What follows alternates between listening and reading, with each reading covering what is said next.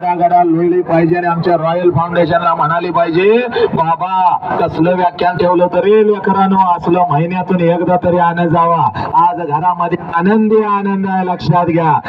सगळ्यांनी आनंदात जायचं, कारण जे घर आणि जे मन आनंदी असतं तिथंच खऱ्या अर्थानं माणूस जगतो. लक्षात घ्या. तुम्हाला जर जगायचं असेल तर आपलं मन आनंदी पाहिजे, आपलं घर आनंदी पाहिजे.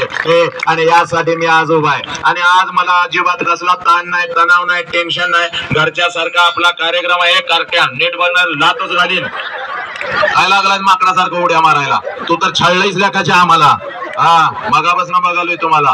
ऐक, आज मला कसलं टेन्शन नाही. इकडे बघा, 20-20 हजार लोक, 20-20 हजार माझ्या समोर अशी बसलेले असतात. झाडावरचा पक्षी सुद्धा मी उठू देत नाही. आणि आज तुला सांगतो बघ, आता तर एवढी जिबीवर वाचा सिद्धी मातानं तुमच्या आशीर्वादाने आली. जनावर सुद्धा माझ्या व्याख्यानाला येतं, शांतपणे बसतं आणि माझं व्याख्यान ऐकतं. लक्षात घे, तुझ्या समोर आज आहे समोर. तेव्हा आमचा गण्या कुठे गेला? गजा लय नालाय काय ती गजा. महत्वाच्या वेळेला शूटिंग करणार नाही, शूटिंग करून घे रे. वसंत हंकाराच्या व्याख्यानाला कुत्र सुद्धा शांतपणे बसतं आणि ऐकतं. लक्षात घ्या, एवढी वाचा सिद्धी या जिभेवरती मातानं आली. पण जर इयत्ता 1ली ते 4थीचं कार्ट जर माझ्या समोर आले तर मात्र माझा हातपाय लटलटायला लागतात. कारण ही कार्टे कधी काय करतील याचा अंदाज नाही. लक्षात घ्या.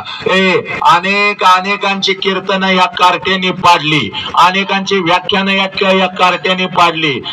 शाळेतनं कार्ट घरला कधी जाईल शिक्षक वाट बघत बसतो, आणि घरातनं कार्ट शाळेला कधी जाईल आई वाट बघत बसते. एवढी ही नालायक कार्टे आहेत. लक्षात घ्या. परवा पश्चिम महाराष्ट्रामध्ये रत्नागिरीमध्ये माझं व्याख्यान आहे. रत्नागिरीमध्ये माझं हे माईक मला तुझं तू